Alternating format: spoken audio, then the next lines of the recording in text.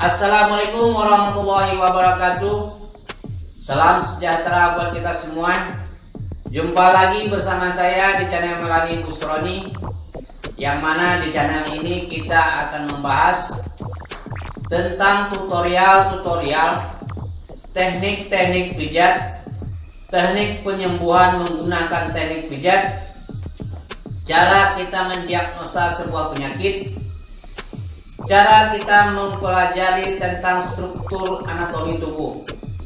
Namun sebelum kita lanjut ke video selanjutnya, bagi yang belum subscribe terlebih dahulu, like jika kamu menyukai video ini, berikan komen, saran dan komentarnya, share video ini ke sosial media teman-teman semua sebagai rasa terima kasih teman terhadap saya.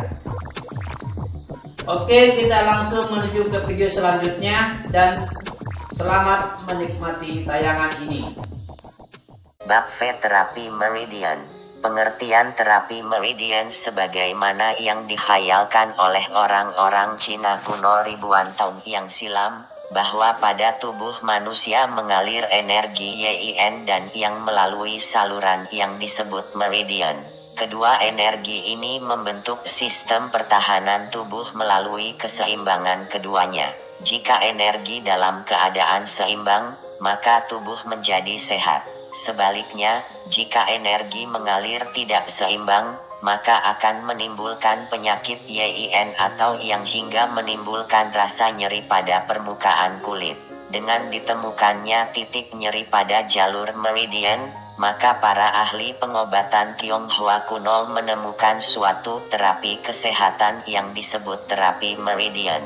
Melalui pemberian stimulus atau rangsangan pada titik nyeri meridian, diyakini oleh mereka dapat menyeimbangkan yin dan yang. Dengan keseimbangan ini, maka penyakit-penyakit yang ada hubungannya dengan aliran energi yin dan yang dapat sembuh. Terapi meridian adalah suatu metode pemulihan dan perawatan kesehatan melalui pemberian stimulus pada titik nyeri meridian untuk menyeimbangkan energi yin dan yang. Badan manusia mempunyai pembawaan atau bakat untuk dapat mempertahankan homeostasis. Gangguan homeostasis mengakibatkan terganggunya keseimbangan energi yin dan yang di dalam meridian sehingga menimbulkan ekses pada daerah permukaan tubuh tertentu dan defisiensi pada daerah permukaan tubuh yang lain. Ekses merupakan keadaan energi yang terlalu kuat pada meridian tertentu yang terdapat pada permukaan tubuh. Untuk memastikannya, apabila dirangsang dengan pijatan yang kuat, penderita baru akan merasakannya. Sedangkan defisiensi merupakan keadaan energi yang terlalu lemah. Biasanya keadaan permukaan tubuh tertentu terlalu peka, sehingga dengan hanya rangsangan pijatan yang ringan, pijatan tersebut sudah sangat dirasakannya bahkan sampai menimbulkan rasa nyeri. Gangguan dapat berasal dari luar seperti angin, dingin, panas, kuman, racun, trauma dan sebagainya, dan dapat juga berasal dari dalam seperti emosi, stres serta malfungsi organ dan sebagainya. Terapi meridian dapat menentukan dan merubah gangguan homeostasis serta menyembuhkannya. Pelaksanaan penyembuhan dapat dilakukan pijatan, jarum, pemanas atau dengan listrik yang distimuluskan pada titik-titik nyeri meridian. Jenis-jenis manipulasi terapi meridian dan manfaatnya bagi kesehatan dalam terapi meridian dikenal bermacam-macam manipulasi baik melalui pemijatan, tusuk jarum dan pemanasan atau menggunakan aliran listrik. Manipulasi di atas dilakukan pada titik-titik nyeri yang dilalui oleh meridian. Pada perkembangannya, maka ditemukanlah jenis-jenis manipulasi yang sangat masyhur yang biasa dipakai oleh para ahli pengobatan Tionghoa kuno. Jenis manipulasi yang dikembangkan itu adalah akupresure dan akupunkture. Sebenarnya masih ada jenis-jenis manipulasi yang lain, yaitu dengan pemanasan pada titik nyeri meridian. Akan tetapi jenis manipulasi tersebut tidak diuraikan dalam buku ini. Akupresure. Akupresure adalah suatu teknik penyembuhan dengan menekan, memijat atau mengurut bagian tubuh untuk mengaktifkan peredaran energi yin dan yang. Akupresure juga disebut akupunkture tanpa jarum atau pijat akupunkture. Baik akupunkture maupun akupresure menggunakan teori yang sama, yang membedakannya adalah pada stimulatornya. Akupunkture menggunakan jarum sebagai alat bantu praktek, sedangkan akupresure menggunakan jari, tangan, bagian tubuh lainnya atau alat tumpul akupunkture. Akupunkture adalah salah satu cara perawatan dan pemulihan kesehatan yang dipakai oleh ahli-ahli pengobatan Cina tradisional sejak ribuan tahun yang silam. Teknik akupunkture diciptakan atas dasar falsafah Cina Taoisme, yang berintikan keseimbangan tenaga kosmis antagonis yin dan yang. Dalam pelaksanaan prakteknya, akupunkture merupakan teknik atau cara menusukkan jarum pada titik tertentu yang terdapat di permukaan tubuh untuk mencapai penyembuhan yang dikehendaki, baik dengan memberikan rangsangan mekanik, termik maupun elektrik. Baik akupresure maupun akupunture, keduanya bermanfaat bagi kesehatan. Adapun manfaatnya ialah sebagai berikut. Pencegahan penyakit. Akupresure akupunkture dipraktekkan secara teratur pada saat-saat tertentu menurut aturan yang sudah ada, yaitu sebelum sakit. Tujuannya adalah mencegah masuknya penyebab penyakit dan mempertahankan kondisi tubuh. Penyembuhan penyakit. Akupresure akupunkture dapat digunakan menyembuhkan keluhan sakit dan dipraktekkan ketika keadaan sakit. Rehabilitasi. Akupresure akupunture dipraktekkan untuk meningkatkan kondisi kesehatan sesudah sakit. Promotif. Akupresure akupunkture dipraktekkan untuk meningkatkan daya tahan tubuh walaupun tidak sedang sakit. Sejarah terapi meridian. Berbagai ilmu dan teori pengobatan telah digunakan dan dikembangkan dengan sungguh-sungguh oleh para ahli pengobatan tradisional Tionghoa kuno sejak ribuan tahun lamanya. Di antara ilmu pengobatan yang dikembangkannya adalah perawatan pengobatan dan memberikan stimulus pada titik-titik nyeri meridian yang kemudian dikenal dengan terapi meridian. Terapi meridian ini telah digunakan oleh para tabib Tionghoa kuno sejak ribuan tahun yang lalu. Selanjutnya terapi ini dikembangkan oleh mereka sesuai dengan perubahan zaman. Perkembangannya dimulai dari terapi dengan menggunakan pijatan, akupresure, sampai dengan tusuk jarum, akupunkture, yang keduanya akan diuraikan berikut ini. Asal mula akupresure. Teknik penyembuhan ini sudah sangat tua usianya, setua manusia menggunakan tangannya untuk memijat, mengurut, mencubit bagian tertentu tubuhnya agar merasa lebih sehat. Dan sama tua usianya dengan tindakan manusia menggunakan tangannya untuk menekan perutnya yang sakit, dahi atau pelipis ketika sedang pusing atau sakit kepala. Lebih dari 5.000 tahun yang lalu, orang Tionghoa kuno sudah menyadari bahwa dengan tertekannya bagian-bagian tertentu pada tubuhnya akan timbul reaksi. Reaksi tersebut akan menimbulkan rasa sakit yang dapat menimbulkan gangguan kesehatan yang dideritanya. Apakah rasa sakit tersebut muncul secara tidak sengaja maupun sengaja, dan ada di daerah yang tertekan maupun di bagian lain tubuhnya, bahkan bisa terjadi di dalam rongga badannya. Awal ditemukannya praktek penyembuhan ini terjadi ketika zaman kuno kerajaan Tiongkok. Pada saat perang, ada prajurit yang kena panah atau peluru batu. Prajurit tersebut tidak mati. Anehnya tiba-tiba penyakit yang diderita sebelumnya sembuh.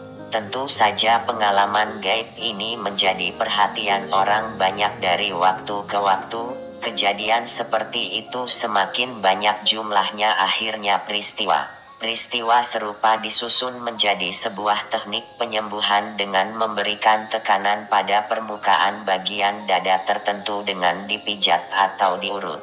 Kelahiran akupunture. Ilmu akupunture diciptakan pada zaman kurang lebih 5.000 tahun yang lalu dan bukanlah ciptaan dari satu zaman, dari atau oleh satu orang saja, melainkan merupakan pengalaman dan penelitian orang-orang dari zaman ke zaman yang kemudian dipelajari, diselidiki, ditelaah dan dikembangkan dalam dunia pengobatan sejak zaman ribuan tahun yang silam sampai pada abad modern ini. Dunia ilmiah barat senantiasa dinamis mengikuti dinamika evolusi, sistem-sistem dan prinsip-prinsip sebuah keilmuan cenderung berubah-ubah hingga tidak ada satu prinsip maupun sistem yang tinggal abadi, tetapi ilmu akupunture dengan prinsip dan dalil-dalilnya seperti berdiri di atas batu karang tetap bertahan terhadap serangan evolusi, kokoh dan kuat tak berubah-ubah, bahkan tetap berkembang menguasai dunia pengobatan setapak demi setapak dengan dinamikanya.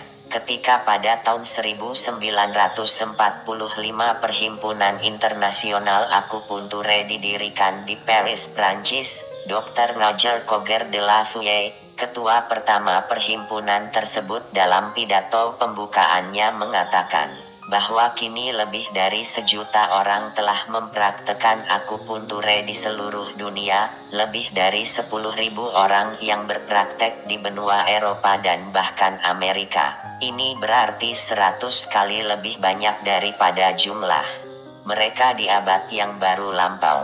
Demikian akupunture menjelajah dunia dengan amat lajunya, dan beliau berkeyakinan bahwa di masa depan tak dapat tidak, dunia kedokteran harus mengakui ilmu akupunture sebagai ilmu yang sempurna.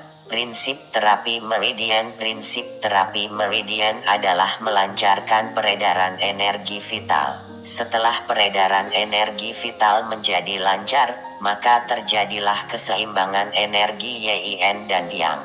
Munculnya rasa nyeri pada tempat tertentu di permukaan tubuh menandakan adanya gangguan pada organ-organ dan jaringan tubuh. Sebaliknya, terjadinya gangguan pada organ dan jaringan tubuh memunculkan rasa nyeri pada tempat tertentu di permukaan kulit. Terjadinya gangguan pada organ dan jaringan tubuh yang menimbulkan rasa nyeri pada daerah permukaan kulit tertentu, diyakini oleh para ahli terapi Tionghoa kuno disebabkan adanya kelebihan salah satu energi yaitu yin atau yang. Teori 5 unsur selain mempelajari trayek, letak dan indikasi titik nyeri meridian serta hukum keseimbangan energi yin dan yang, seorang terapis perlu pula mempelajari teori 5 unsur.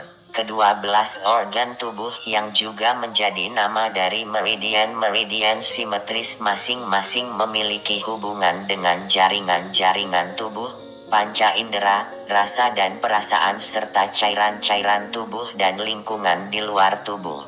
Bila terjadi gangguan pada salah satu organ tubuh, terapis dapat menganalisanya dengan memperhatikan aspek-aspek yang berhubungan dengan organ yang terganggu. Teori 5 unsur telah menjelaskan tentang hal tersebut.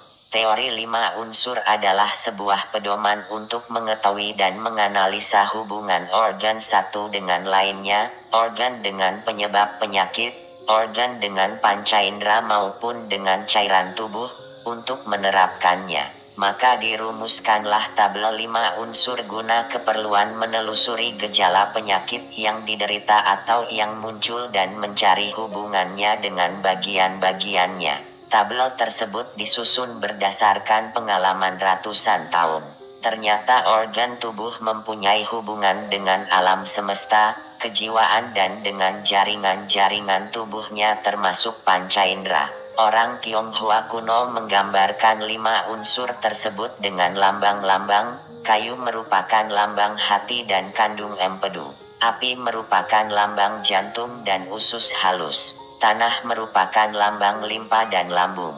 Logam merupakan lambang paru-paru dan usus besar. Air merupakan lambang ginjal dan kandung kemih. Kelima kelompok organ tersebut dinamakan 5 unsur dan saling berhubungan satu dengan lainnya. Di bawah ini terdapat 3 macam rantai hubungan yang terdiri dari hubungan saling menghidupi. Disebut juga hubungan ibu dan anak, yaitu kayu menghidupi api, api menghidupi tanah, tanah menghidupi logam, logam menghidupi air dan air menghidupi kayu. Rantai saling menghidupi ini harus dibatasi untuk tetap menjaga supaya kelima unsur ini tetap dalam keadaan normal. Hubungan saling membatasi. Hubungan ini menggambarkan setiap unsur membatasi atau mengendalikan unsur yang lainnya agar salah satu dari masing-masing unsur tersebut tidak mendominasi atau tumbuh di luar kewajarannya. Kayu membatasi tanah. Kayu menghisap sari tanah dalam kewajarannya, tanah membatasi air, tanah menyerap air dalam kewajarannya, air membatasi api agar tidak menimbulkan kebakaran. Api membatasi logam agar tidak merusak lingkungan dan logam membatasi pertumbuhan kayu. Hubungan saling menindas adalah hubungan yang tinggi kadarnya daripada hubungan saling membatasi. Hubungan ini akan terjadi jika fungsi masing-masing unsur sudah tidak wajar atau cenderung mendominasi unsur lainnya.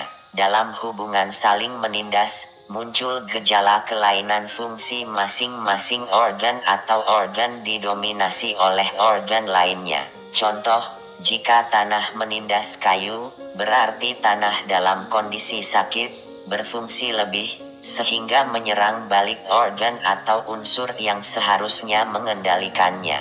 Hal ini disebabkan adanya api yang terlalu banyak memberikan dukungan kepada tanah, sehingga tanah menjadi kering dan menanduskan kayu. Jadi jika lambung dan limpa berada dalam keadaan tidak sehat, akan mengakibatkan ketidaksehatan hati dan kandung empedu. Sebaliknya, jika kayu terlalu kuat menindas tanah, maka tanah akan menderita. Berarti kayu dalam keadaan sakit yang mengakibatkan sakit pula pada tanah. Dalam hal ini terjadinya gangguan limpa dan lambung berasal dari gangguan hati dan kandung empedu. Pengobatannya harus diutamakan pada perbaikan fungsi hati dan kandung empedu. Berikut ini adalah tabel pengelompokan 5 unsur. Tabel 5 unsur. 5 unsur kayu, api, tanah, logam, air, organ padat, hati, jantung, limpa, paru. Paru, ginjal, organ berongga, kandung empedu, usus halus, lambung, usus besar, kandung kemih, panca indera, mata, lidah, mulut, hidung, telinga, jaringan tubuh, urat, pembuluh darah, otot, kulit, tulang, warna muka hijau, merah, kuning, putih, hitam.